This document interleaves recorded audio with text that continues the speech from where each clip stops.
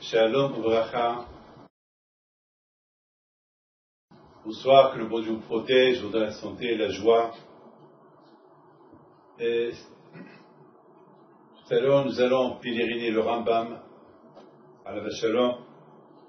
Et tout d'abord, je voudrais vous parler un peu de ce que nous avons lu dans les 2 dernières parachiotes.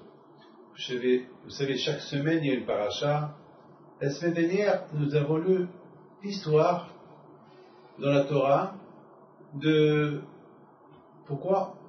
Vous savez qu'il y a Pesach Rishon et Pesach Sheni. Pesach Rishon, c'est le Pesach qu'on fait toujours, chaque année, le 15 Nissan. Alors, Pesach Sheni, c'est le 15 Iyar.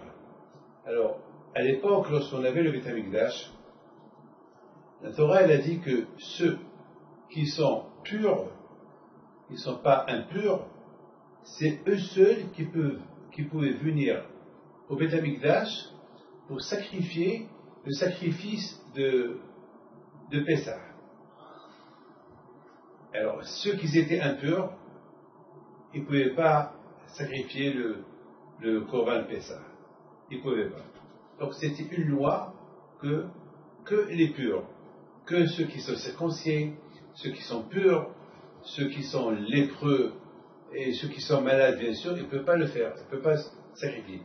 Uniquement les gens qui sont en bonne santé, ils pouvaient venir sacrifier le sacrifice de Pessah à Yerushalayim, à Jérusalem. Très bien. Alors, un an après que les Juifs ils ont quitté les Juifs, un an après que les Juifs ils ont quitté l'Égypte, Pessah arrive. Alors, Hachem, il dit à Moshe Rabbeinu, alors préparez-vous le 15 Nissan, que tout le monde fait le sacrifice de Pessah, comme l'année dernière en Égypte. Très bien. Mais, encore Hachem, il répète à Moshe Rabbeinu, mais ceux qui sont impurs, ceux-là ne peuvent pas sacrifier le sacrifice de Pessah. Maintenant, il y avait un problème.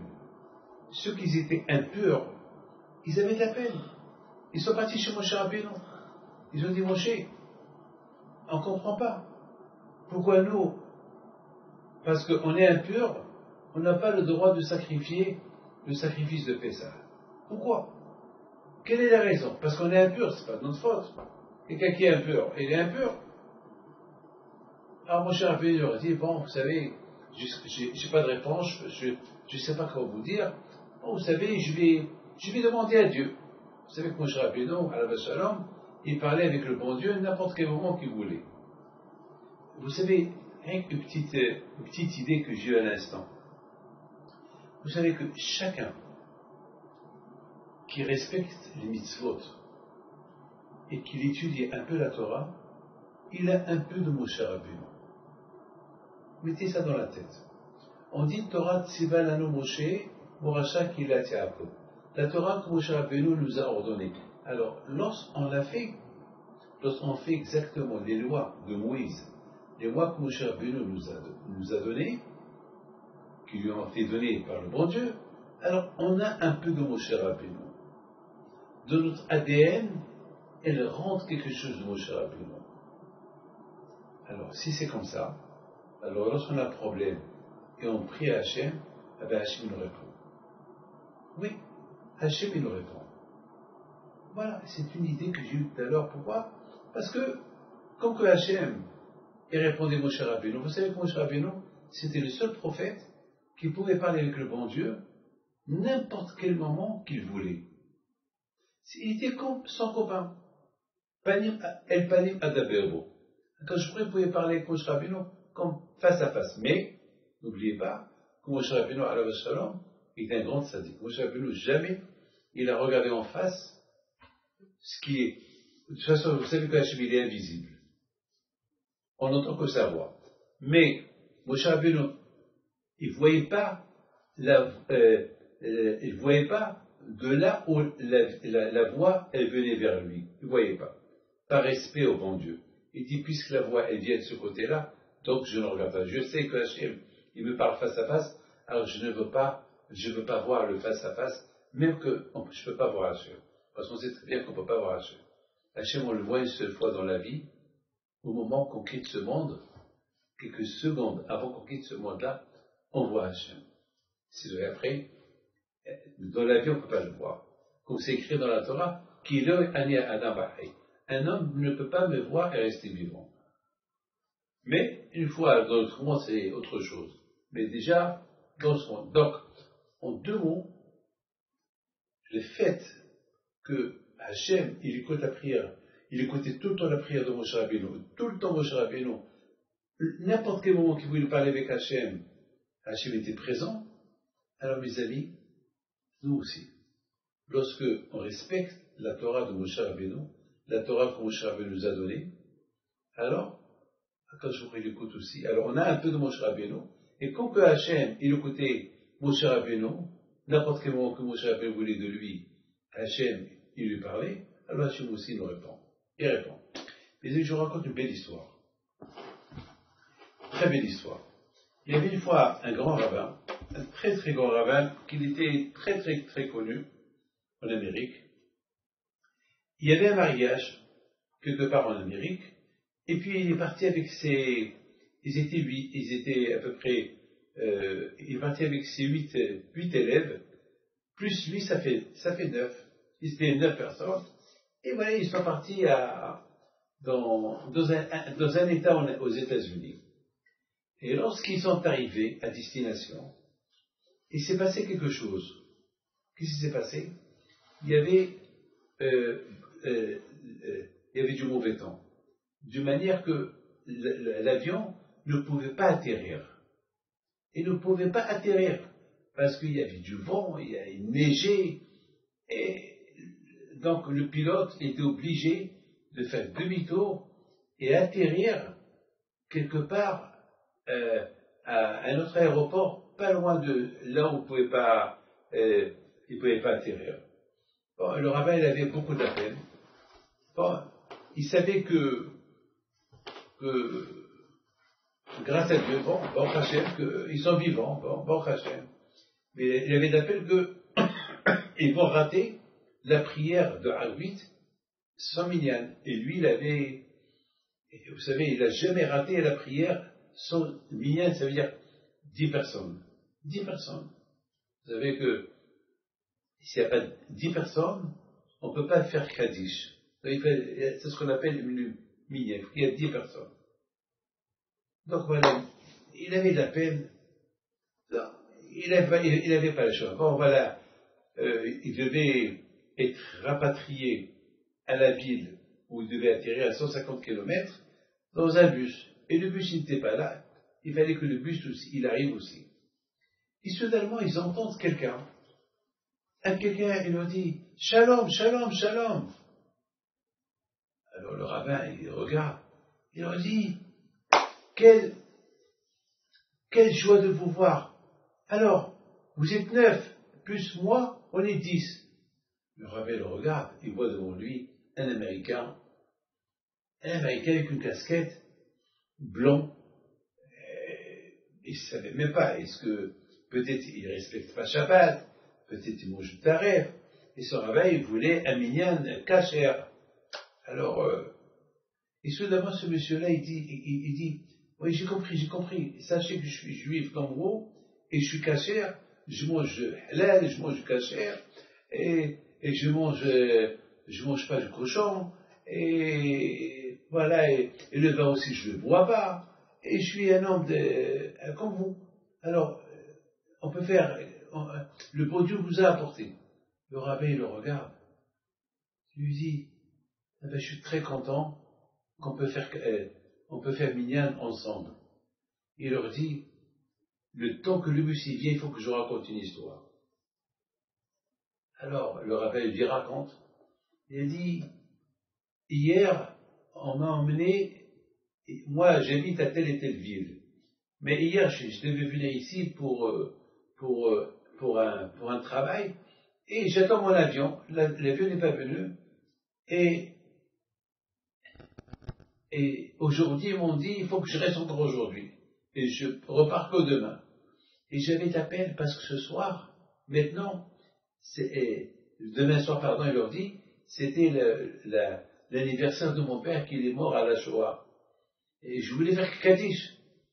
Et hier soir, j'ai prié, j'ai dit Hachem, comment je vais faire? Et j'ai commencé à prier pour que les autorités, là où mes patrons, ils me laissent, ils me disent on n'a pas besoin de toi, et je retourne dans ma ville et je fais l'anniversaire de mon père.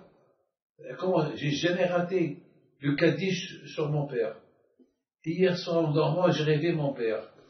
Il me dit, hé, Moshe, pourquoi tu es en train de t'énerver pour avoir minyan? Prie au bon Dieu. Prie au bon Dieu. Prie au bon Dieu qui t'apporte un minyan. Alors, je me suis réveillé.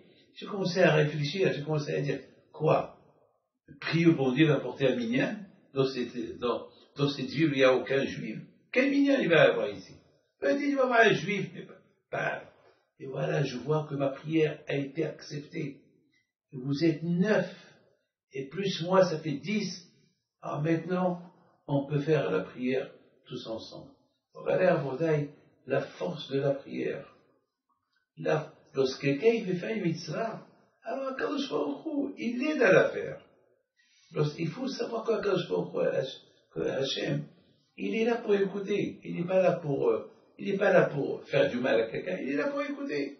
Et le fait que ce juif-là, il a prié, il voulait, c'est l'anniversaire de son père, et le pauvre, il a envie le pauvre, il a envie de ne pas rater le casus sur son père. Alors, Kadosh Baruch Hu, il a fait à Kadosh Baruch Hu que la neige, elle est tombée, il y avait une survelation dans l'endroit où l'avion devait atterrir, et Hachem il a fait il y avait du brouillard, il y avait de la neige, il y avait tout ce que vous voulez, uniquement pour que l'avion n'atterrit pas là-bas, pour qu'il vienne dans cette ville, que presque aucun juif ne passe par cette ville-là, uniquement parce qu'il y a un juif qui a prié au bon Dieu, qui veut un minyan. Ah, mes amis, lorsqu'on lit cette histoire-là, on voit que chacun de nous, il a un peu de Moshe Rabbeinu en lui. Chacun de nous. Mais quand?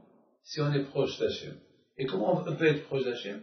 À travers la Torah, à travers les mitzvot, à travers les mitzvot. Vous savez, mes amis, si on réfléchit un peu, on va voir ce monsieur-là qui était seul à l'aéroport, mais d'après la logique, c'est impossible qu'il peut avoir un minyan, 9 personnes avec lui, et lui va compléter le minyan pour être 10 pour faire le Kaddish sur son père. D'après la logique, il n'y a pas de logique. Mais il n'a pas renoncé. Il n'a pas renoncé. Il a prié. Bon, mes amis, vous savez, lorsque moi j'ai un problème, je ne renonce pas. Eh bien, j'embête le bon Dieu. Ah, je l'embête. Je voudrais vous dire quelque chose. Aujourd'hui, j'ai reçu quelqu'un. Il s'appelle Sacha. Je ne peux pas dire plus. Ce quelqu'un-là, il m'a épaté. Vous savez, beaucoup des fois, il m'appelle, il me parle. Ce quelqu'un-là, il aide beaucoup les pauvres. Il ramasse chaque samedi soir, il a des clients juifs, il ramasse du manger chez eux, il les donne aux gens qui sont dans les métros, à Paris. Les gens qui sont dans les métros, les gens qui n'ont pas à quoi manger, les gens qui dorment, les pauvres qui dorment dans les rues, qui vont dans les endroits où ils se chauffent, dans la rue, dans les métros, dans les gares. C'est de la folie. Et beaucoup de fois, ça arrive que personne n'appelle pour venir récupérer les restes du Shabbat. Il prie au bon Dieu, il dit Hachem, qu'on m'appelle. Il prie. Et voilà, et les gens qui l'appellent. Et beaucoup de fois, ils me racontent des histoires. Vraiment. Ça veut dire que le fait, lorsque Hachem, il voit quelqu'un qui cherche à faire du bien, ou quelqu'un qui cherche à faire une mitzvah, alors quand je vois au il devient son copain. Comme ça, je lui ai dit ce soir. Ce soir, il est venu chez moi, je lui ai dit, il m'a raconté une histoire ce soir. Il m'a dit que j'avais besoin, maintenant, maintenant, j'ai commencé à faire maintenant vraiment des paquets le vendredi, des repas prêts. Et il me dit, cette semaine, j'ai vu que je ne vais pas avoir pour le mois. Eh ben, j'ai pris au bon Dieu, je dis à Hachem, il faut que, j'ai pas assez de clients, je veux. Il me dit, après 5 minutes, quelqu'un m'appelle, il me dit, Sacha, oui, voilà, j'ai entendu ce que tu fais, je suis fier de toi, je vais te donner pour toute l'année. Ah, j'ai écouté ça. Ça donne à réfléchir. Ça veut dire que n'importe qui parmi nous, il devient le copain du bon Dieu, lorsque toi tu veux devenir son copain. Il faut être le copain du bon Dieu, il faut lui ressembler. Il faut faire ce que lui il fait. Et si on ne peut pas faire ce qu'il fait, on ne peut pas faire des miracles comme que lui fait. Mais comme Hachamim ils disent, nos sages ils disent, au moins être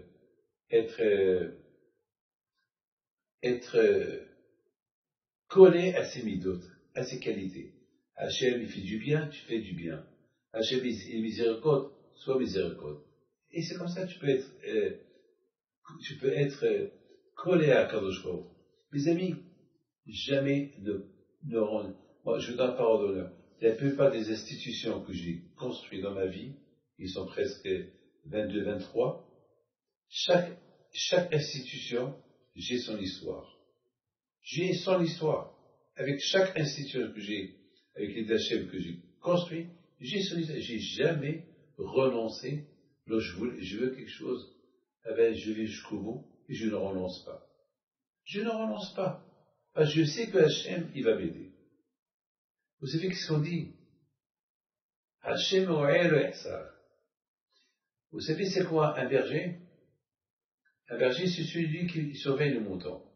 Vous savez que les moutons, lorsqu'ils sont dans le désert, ils ont peur des loups, ils ont peur des animaux. Mais tant qu'il y a, et chaque fois, ils se retournent, ils voient le berger. Et tant qu'ils voient le berger, eh bien, ils savent que le berger il est là. Et lorsque le berger il est là, ils n'ont pas peur. Ils savent que le berger il est là pour les sauver, pour les protéger. Eh bien, mes amis, c'est comme ça qu'il faut voir à Kadosh Baruch Hu.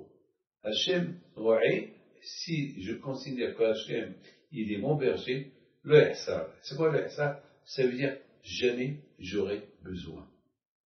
Jamais j'aurai besoin de n'importe quoi. Avec mes amis, on a posé une question. Il y a une question que tout le monde pose.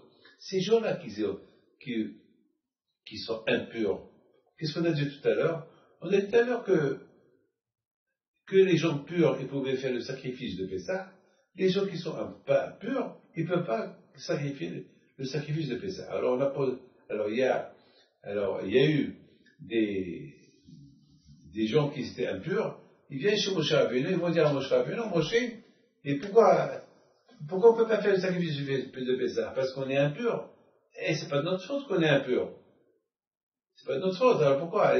Le sacrifice du Pessah, c'est un sacrifice qui nous fait rappeler notre sortie de l'Égypte, les miracles qu'il y a eu en Égypte. Alors chaque juif qui faisait à l'époque lorsqu'on avait le Beit Hamikdash, qui faisait le sacrifice de Pessah, il allait se connecter avec l'histoire. Vous savez, mes amis, toutes les fêtes qu'on fête, c'est pour se connecter avec la fête.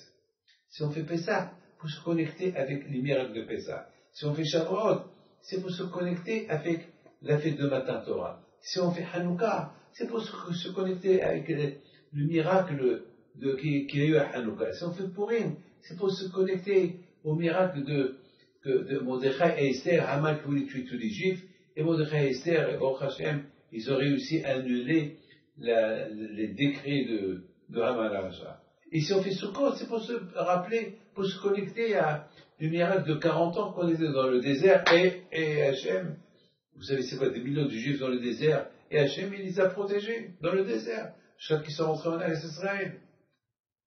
Donc, mes amis, ces Juifs-là, ils voulaient pas renoncer, ils voulaient vraiment se connecter avec la fête de Pessah, à travers le sacrifice de Pessah. Donc il disait à Moshe Rabbeinu, Moshe, c'est pas de notre faute, si on est impur, on va faire le sacrifice. Et Moshe Rabbeinu lui a dit, j'ai pas de réponse pour vous, je vais demander au bon Dieu. Et un jour, il lui dit, bon, puisque ils veulent sacrifier le sacrifice de Pessah, ils ne peuvent pas le faire le 15 Nissan, alors je leur donne une chance, ils peuvent le faire un mois plus tard, le 15 Iyar. Donc ça veut dire que lorsqu'on avait le Beth Amikdash, les Juifs qui ne sont pas purs, ils pouvaient récupérer et faire le sacrifice de Pessah le 15 Iyar. Ceux qui étaient purs, bien sûr, la majorité des Juifs, des millions de Juifs, ils le faisaient le 15 Nissan, et ceux qui étaient impurs ne pouvaient pas le faire, mais maintenant la question se pose. Quelle est la raison pourquoi Akadosh Baruch Hu, il n'a pas dit ça à Moshe Rabbeinu depuis le départ? Depuis le départ, ça c'est une question que les Baalei Moussar, ils posent comme question. Pourquoi Akadosh Baruch Hu, Hachem, depuis le départ, il va dire à Moshe Rabbeinu, Moshe, ceux qui sont purs, ils font le 15 Nissan. Ceux qui ne sont pas purs, ils font le 15 Iyar. Pourquoi il a fallu qu'il y ait une histoire que, et si personne n'aurait rien demandé, ben si personne n'aurait rien demandé, s'il n'y avait aucun impur, donc personne n'aurait demandé. Et si personne n'aurait demandé, de toute façon, le bon Dieu va le dire. Mais alors la question est, pourquoi Hachem il n'a pas dit ça depuis le départ? Par exemple,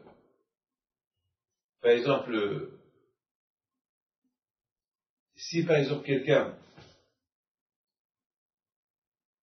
il cherche une adresse, et je sais qu'il cherche l'adresse, alors avant qu'il me demande, je lui dis, pourquoi il faut attendre qu'il me demande pour que je lui dise? Je sais, et c'est pas ça, je sais que ce monsieur-là, il cherche une adresse, c'est pas que j'attends qu'il me demande l'adresse, je vais lui dire, tout de suite je lui dis, c'est pas peine. Là aussi, Hachem il sait que le sacrifice de Pessah, les purs, ils le font le 15 Nissan, les impurs, le 15 Iyar, alors, qui le dit à Moshe Rabbeinu? Pourquoi Hachem il a attendu que... Ben, mes amis, la Torah va nous apprendre un enseignement extraordinaire. Dans la vie, il ne faut jamais renoncer à rien du tout. Il ne faut pas renoncer. Vous avez compris? Dans la vie, il ne faut jamais renoncer. Ces gens-là, Hachem, il a voulu le dire. Mais Hachem, il a attendu pour voir. Est-ce qu'il va avoir une réaction?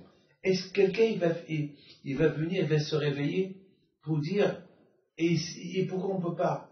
Pourquoi on ne peut pas faire le sacrifice? Hachem, il a beaucoup de fois, Hachem, il nous met dans des épreuves pour voir est-ce qu'on réagit ou pas. Hachem, il faut voir, beaucoup de fois, ça arrive que Hachem, il faut voir notre réaction. La réaction, beaucoup de fois, on est froid dans nos réactions. Par exemple, je raconte quelque chose. J'étais quelque part, jamais j'oublierai, j'étais quelque part. Et il y avait un cours, il y avait des jeunes, mais ils attendaient le rabbin. Et puis, voilà, et moi j'étais là-bas. Alors, je suis barbu. D'accord, je suis barbu. Non, je suis pas avec un petit barbu, j'ai une grande barbe aussi. Donc, le rabbin il vient pas. Si le rabbin il vient pas, ils veulent un cours, j'étais là. Ils auraient pu me demander. Mais j'ai vu qu'il n'y avait pas de réaction. On dirait qu'ils étaient tous cool, froids. À un moment donné, un il dit à l'autre, bon, le rabbin n'est pas venu, alors on s'en va. Alors là, moi, j'ai réagi. Je lui ai dit, vous êtes venus pour étudier. Votre rabbin n'est pas venu. Dommage, vous allez perdre l'heure que votre heure, vous allez la perdre. Viens, on va étudier ensemble. Alors, ils m'ont fait un sourire, ils s'y sont assis. Par contre, écoutez très bien, après le cours, écoutez bien, après le cours, j'ai vu qu'ils ne voulaient plus se lever. Ils ne voulaient plus se lever. Et moi, je devais me lever. Moi, je devais partir. Moi, je suis venu...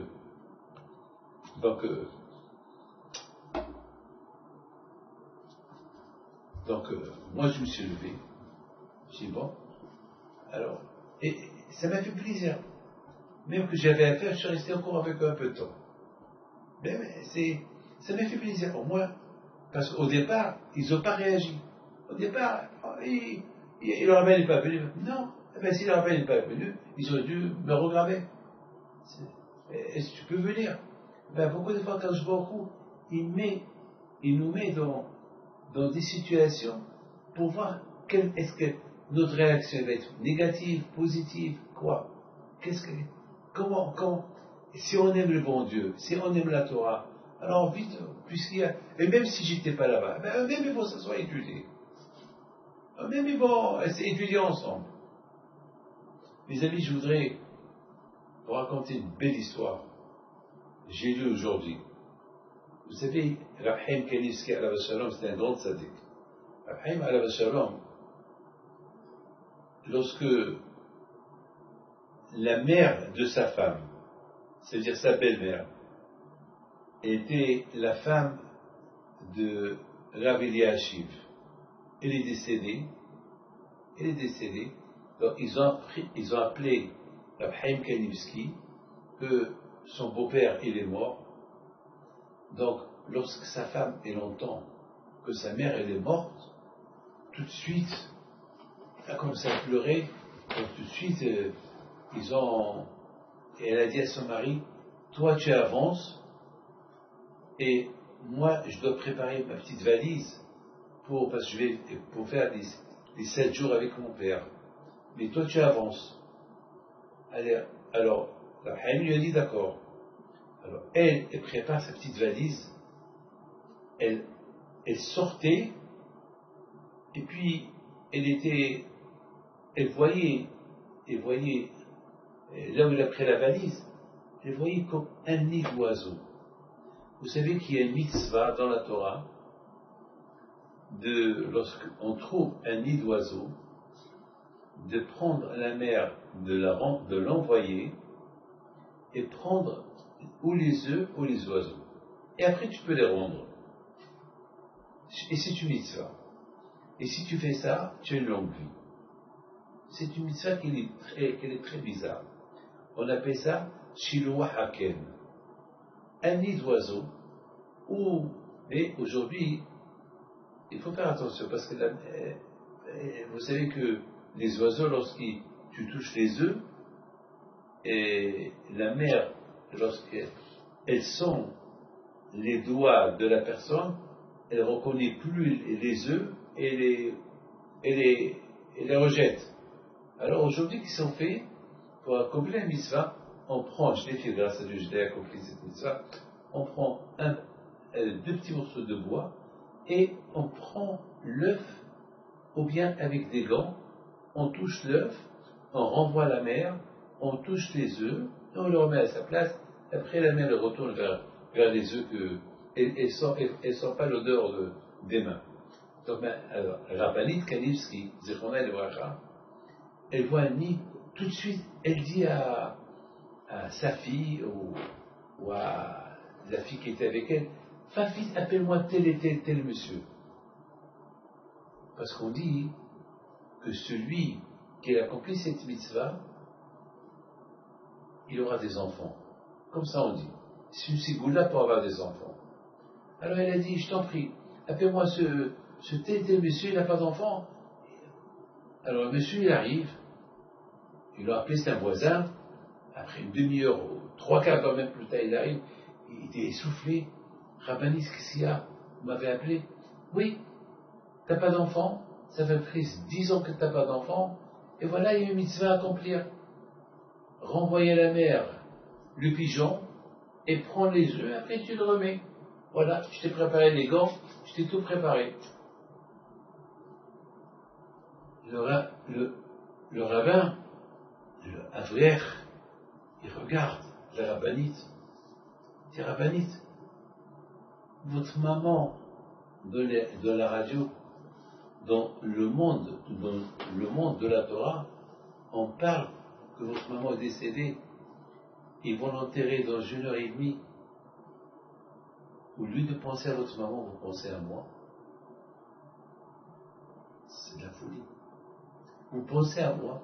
Vous pensez comment accomplir une mitzvah pour avoir des enfants? C'est pas logique. C'est pas logique. Ben, mes amis, la rabbinite Kanivsky, Zechona Levacha, elle ne pouvait pas renoncer à cette mitzvah-là, d'aider quelqu'un. Elle avait l'émouna que celui qui n'a pas d'enfant et qui accomplit cette mitzvah-là, il peut avoir des enfants. Et, mes amis, la même année, ce rabbin-là, sa femme, elle a couché un garçon, et c'est Rav Chaim Kanivsky qui était le Sandak. Comment comprendre? C'est ce qu'on appelle ne pas renoncer. Mes amis, il faut savoir une chose. Il y a des choses en lesquelles on peut renoncer. Il y a des choses en lesquelles on ne peut pas renoncer.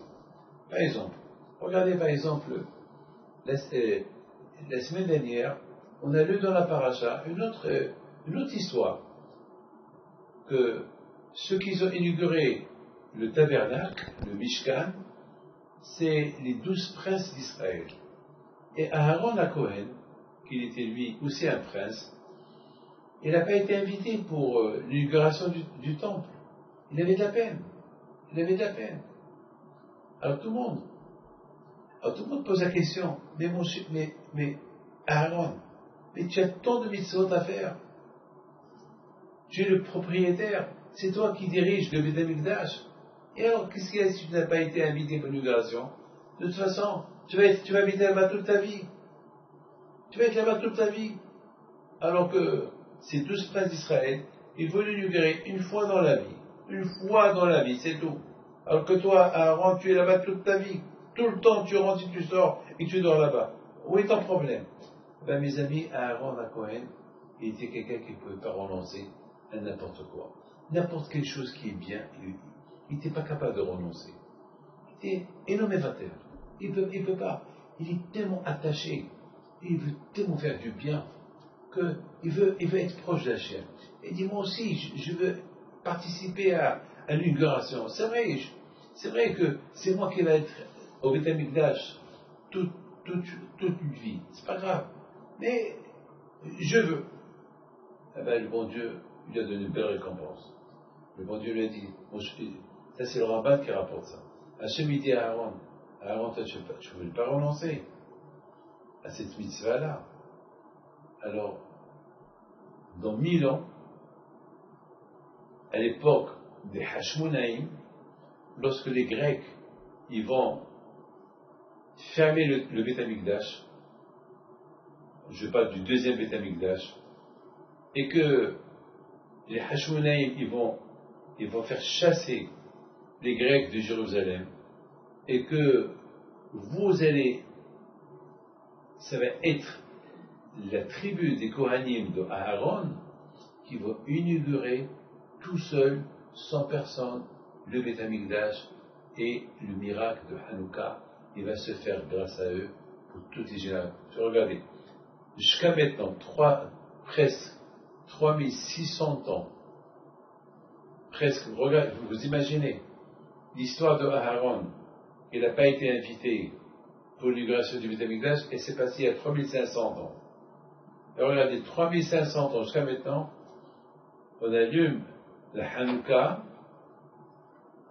et on se rappelle de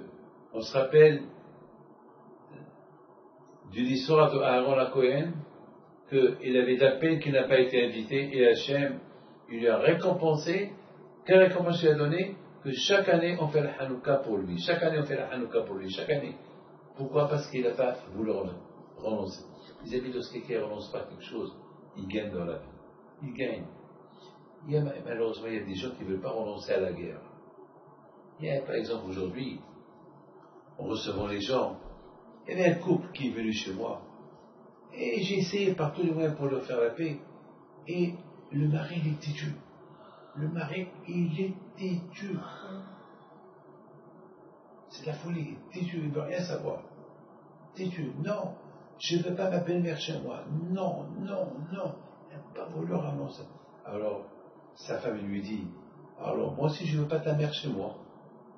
Il dit, toi je ne veux pas ta mère chez moi. Il dit, pourquoi chez toi, c'est chez moi. Toi tu ne veux pas ma mère, et moi j'ai accepté ta mère. Il a dit, oui, tu vas accepter ma mère, et moi je ne vais pas accepter ta mère. Alors là, je me suis mêlé. Je dis, c'est pas juste. C'est pas juste. C'est pas juste, c'est vraiment, c'est des injustices, et je suis pas d'accord avec ça. Et vraiment, c'est ça ce qu'on appelle de la méchanceté. Si tu es méchant comme ça, alors, je ne conseille même pas à ta femme de rester avec toi. Alors, vous allez être obligé de partager tout. Et toi, reçois dans ta part ta mère, et elle va recevoir dans sa part sa mère. Alors, vous avez gagné quoi tous les deux? C'est là qu'il s'est calmé un peu. Alors, je lui ai parlé, allez, que chacun prend sa mère, mais vous aussi, séparez-vous. C'est là il a regardé d'un air, bon, à Colpani, tout ce que je peux vous dire, c'est, bon, grâce à Dieu, ils sont partis un peu, peut-être j'ai réussi. Il y a des moments où on doit renoncer. Mais lorsqu'il s'agit du mitzvah, là, il ne faut pas renoncer à la mitzvah. Il faut la faire, il faut l'accomplir. Il faut bien la faire. Mes amis, dans la paracha de cette semaine, c'est la paracha de explorateur. C'est la paracha ici en Israël, en France, dans le monde entier. Vous allez lire sur la paracha de Korban Pesach, qu'on a expliqué maintenant, et de la Hanouka, de la menorah que Aaron il va allumer.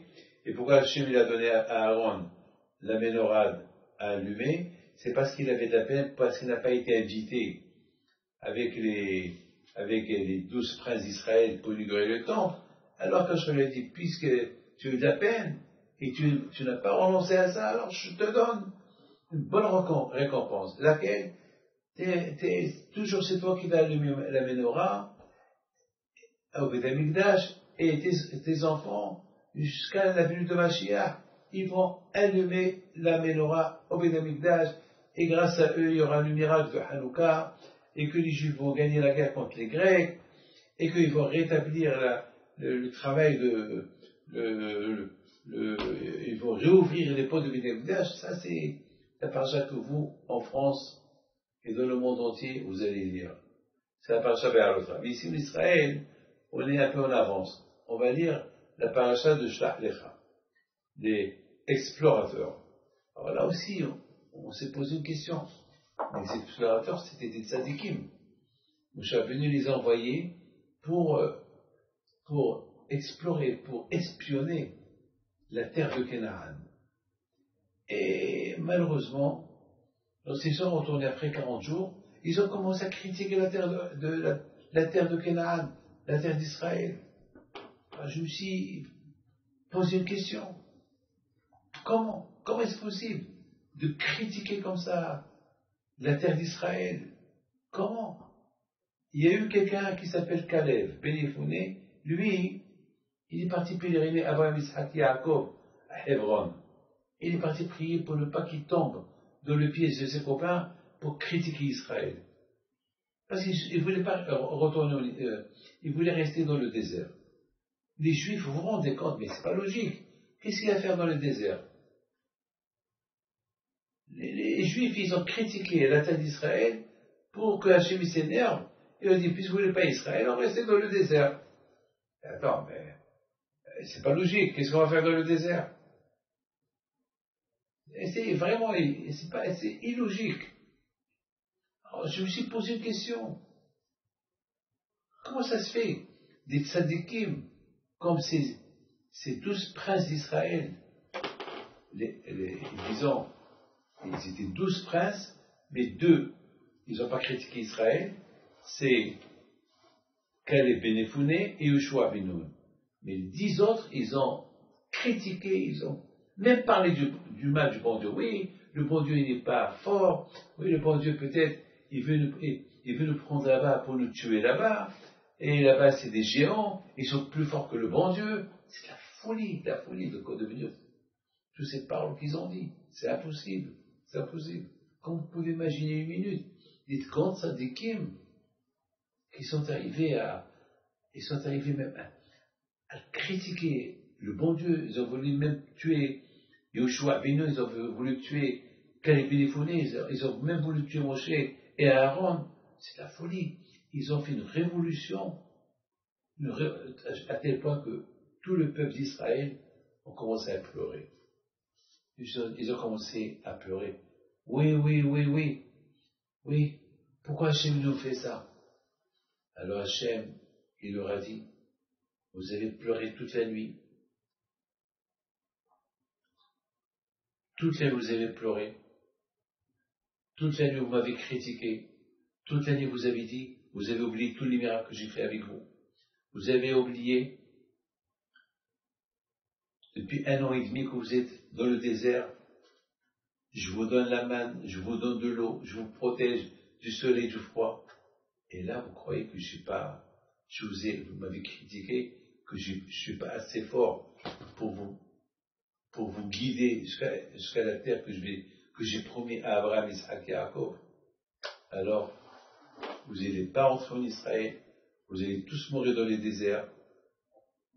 Il n'y aura que vos enfants qui vont rentrer, et vous qui a critiqué, personne ne veut. Et et les 10 explorateurs qui ont critiqué Israël, ils sont morts devant tout le monde. Mais maintenant, ma question à la bataille, oui, j'ai oublié de vous dire. Vous savez quel jour c'était ce jour-là qu'ils ont pleuré? Vous savez quel jour c'était? C'était le jour de Tisha B'Av.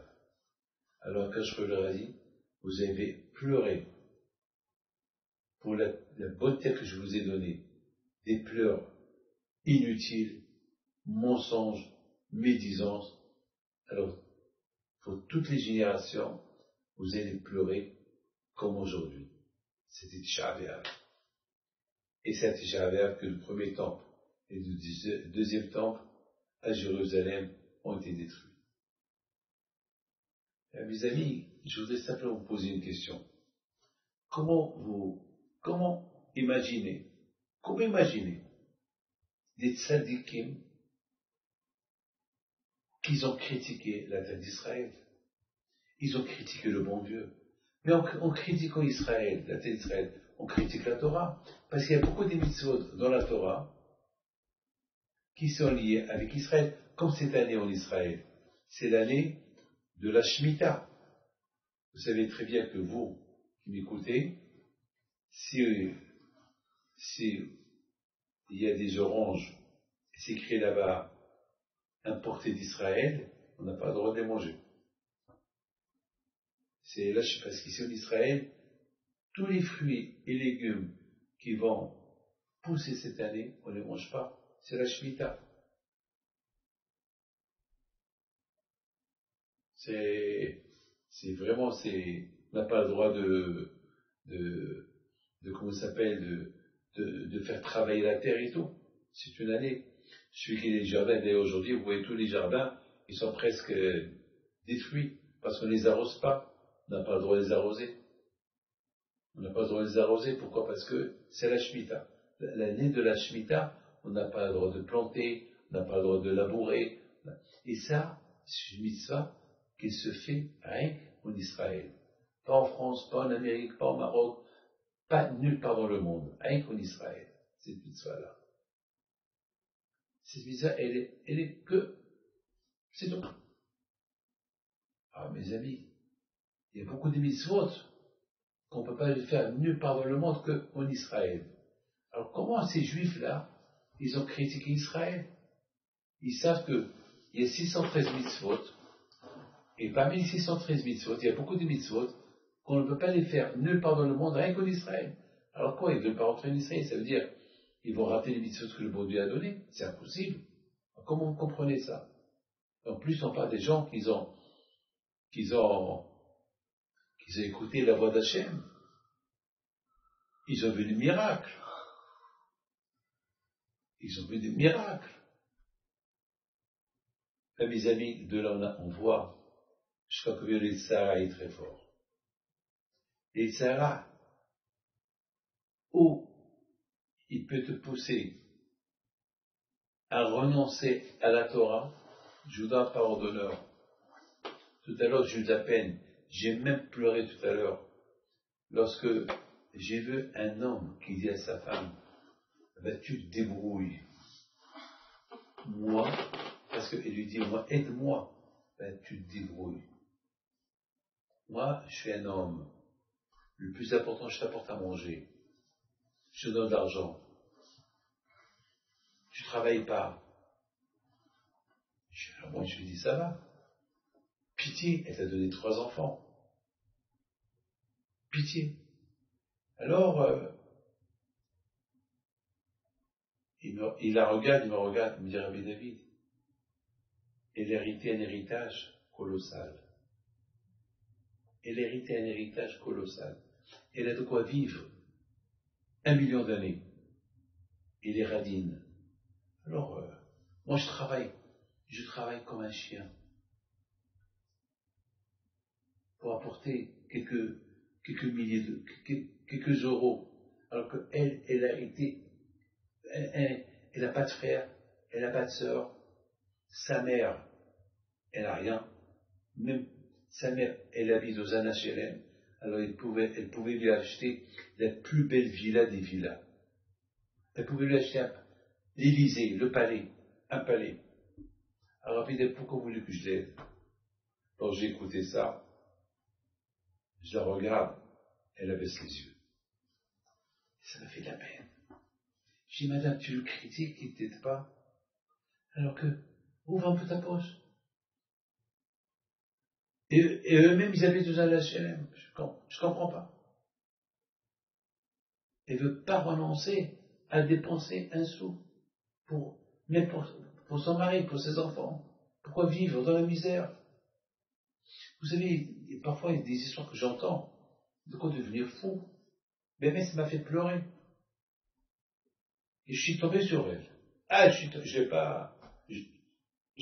l'ai lynché. Je crois qu'elle a regretté. C'est elle qui a fait le rendez-vous pour venir. Elle a reçu un coup de fouet. Mes amis, le Yitzhara est très fort. Le Yitzhara, il est très fort.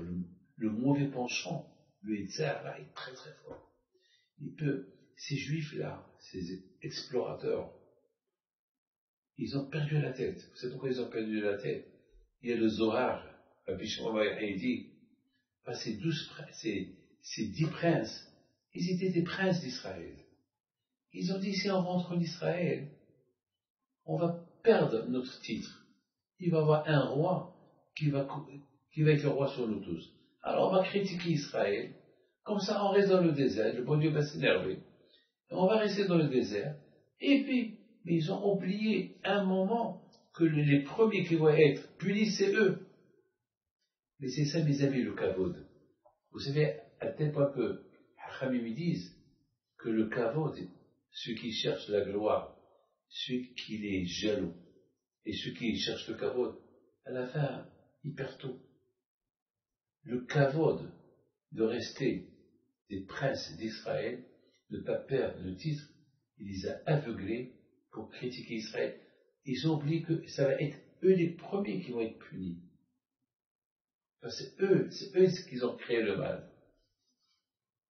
Oh mes amis, il faut savoir renoncer à des mauvaises choses. Il faut savoir ne pas renoncer à des bonnes choses.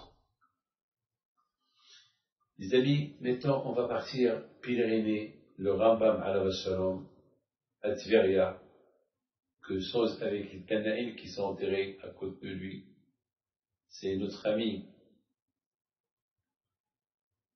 Michael Bessoussan qui est parti aujourd'hui nous faire découvrir le génie du Rambam.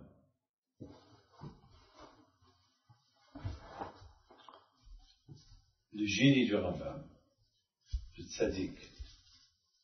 Je voudrais simplement raconter une petite histoire sur le Rambam. Il y avait une fois, vous savez que le Rambam, il était le médecin du roi, le roi d'Égypte. Et une fois, le roi, il avait beaucoup mal à la tête. Et à cette époque, personne ne pouvait imaginer une minute ouvrir la tête de quelqu'un. Couper la tête, ça veut dire le crâne, le couper, pour voir ce qu'il y a à l'intérieur. Et le Rambam, il a dit, il faut que je casse le crâne pour... Bon, bien sûr, ils ont anesthésié le roi avec, je sais pas avec quoi à l'époque ils faisaient cela. Et le Rambam, lorsqu'il ouvre le crâne, il voit qu'il y avait là-bas un verre, un gros verre, dans le crâne. Alors bien sûr, toucher le crâne, c'est tuer la personne. Et je vous raconte cette histoire qui s'est passée à peu près 900 ans. Et qu'est-ce qu'il a fait le Rambam? Il a porté na'na, du na'na, de la verdure. Vous savez que tout ce qui est vert, il attire, comment ça s'appelle, les insectes, les vers. Et il a mis le ver, la na'na, à côté du crâne, à côté du cerveau, et comment ça s'appelle, le ver, il est sorti de sa cachette, il est monté sur la feuille de na'na, et c'est comme ça que le Rambam, il a sauvé le roi d'Égypte. Voilà, mes amis, ça c'est l'original. Il y a ceux qui disent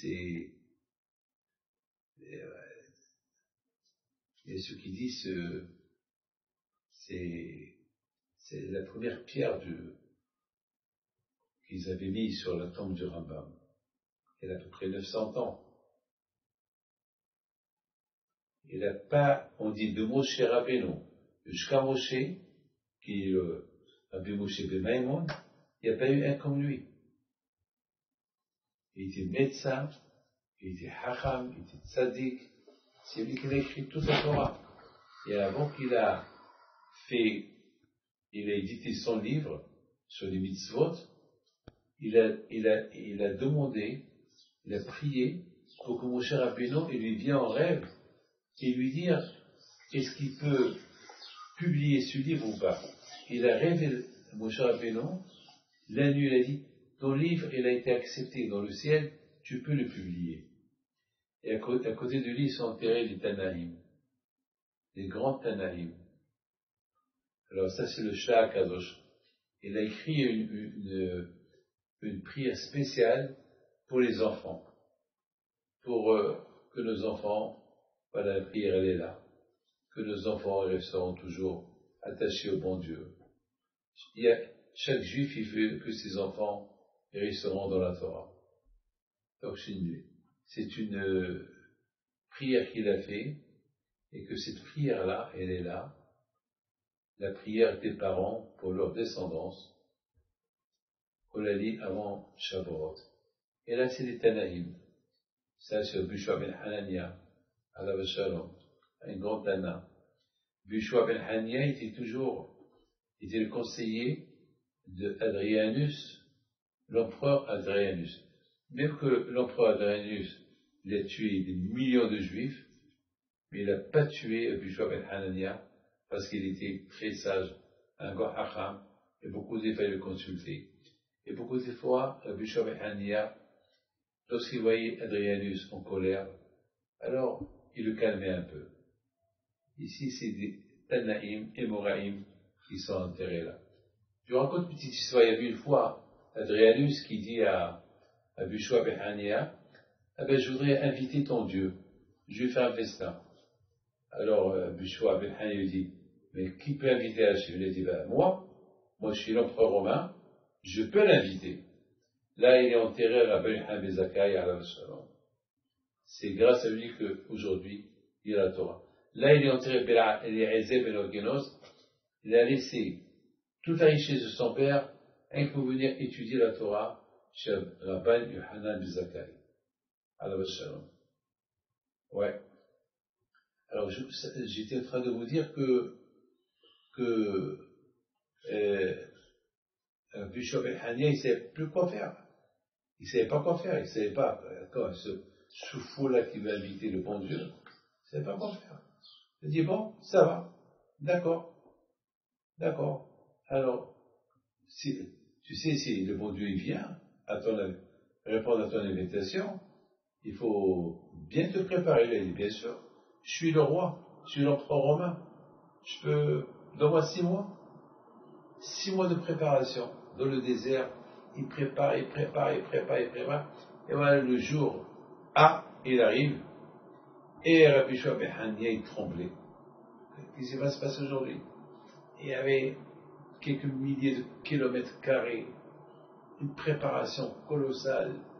Et pendant 6 mois, et là, c'est vraiment, la préparation était gigantesque. Ce qui a préparé l'empereur, bon, il était bien habillé, il vient et des milliers de soldats à gauche, à droite. Ils attendent le bon Dieu. Et Yoshua ben Hanania, il lève les yeux vers le ciel, il dit Hachem, que veux-tu que je fais? J'ai affaire avec un fou qui a tué des millions de juifs. Hachem, montre-lui qui tu es. Montre-lui qui tu es.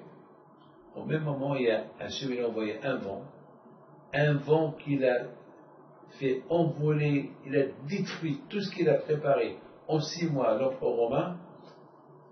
En 1 seconde, il n'y avait plus rien. Même l'empereur romain, il tombait par terre, il est tombé, il s'est blessé. Il dit au roi, le roi il dit à Yoshua ben Hanania, qu'est-ce qui se passe? Il dit, Majesté, tu as invité le bon Dieu. Ben, avant qu'il vienne, on lui prépare la route. Vous savez que lorsque un roi, il prend la route, il y a des motards, on lui vide la route pour qu'il puisse arriver. Et puis Hachem il a envoyé un de ses serviteurs qui s'appelle le vent pour nettoyer le chemin. Alors si tu n'as pas réussi à recevoir le vent, comment tu veux recevoir le Kadosh Baruch Hu? Yoshua ben Hanania, comme ça il a répondu. Mes amis, à très bientôt. Que Hachem vous protège, vous donne la santé. N'oubliez pas les cours de chaque minute le matin. Il y a des feuilles de tout cours que vous pouvez recevoir sur vos WhatsApp chaque matin. C'est ce qu'on appelle la feuille du jour. Vous pouvez la lire. Ça parle de la paracha, des histoires, de tout. Donc voilà, on essaie par tous les moyens pour vous gâter. Que le bon Dieu vous protège. Amen. Bonsoir.